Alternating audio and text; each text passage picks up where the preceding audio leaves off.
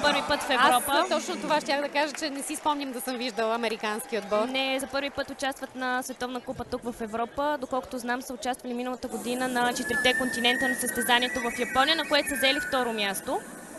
Нека видим какво ще направят и тези момичета.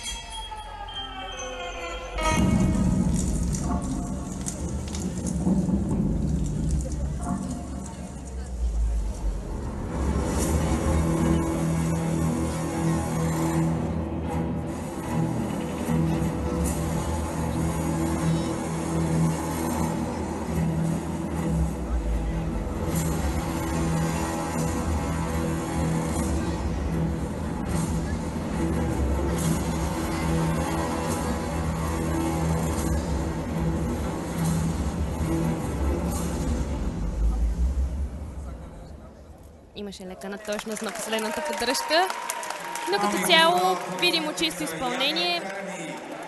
Елементите за техника не са на достатъчно високото ниво, както на бъдещите отбори, но като цяло този отбор е, доколкото знам, първият отбор в Америка, който някога се състезава в този вид спорт.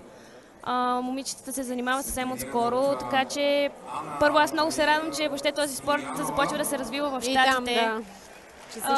Това е много хубаво за самата международна федерация, за самия спорт като цяло, тъй като главна задача на този спорт е да стане част от олимпийското семейство. Но първо трябва да се популяризира по целия свят и много се радвам, че това става и в щатите сега. Това, което ми направи впечатление е, че момичетата, защото има момичета